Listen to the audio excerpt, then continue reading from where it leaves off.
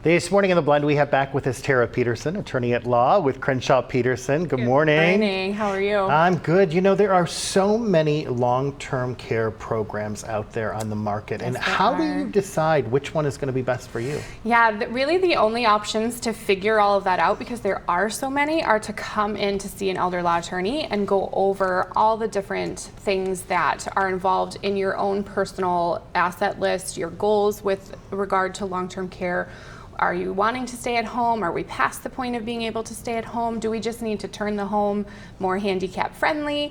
Are we trying to preserve assets and leave a legacy? Are we looking at more in-home visitors? Are we looking at adult foster care? I mean, there's just so many options.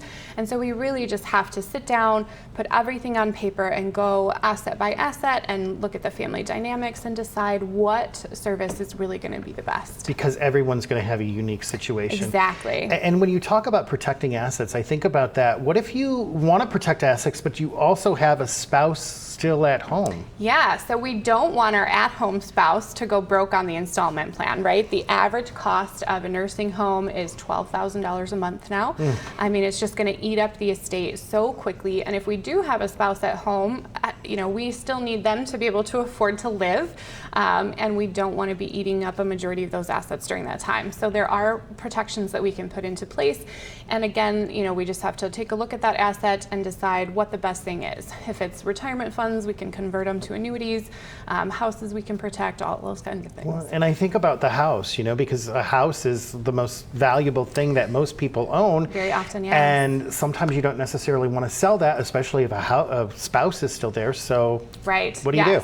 So there's different options with the house. Sometimes we can what we call ladybird deed it, where we keep it in their names.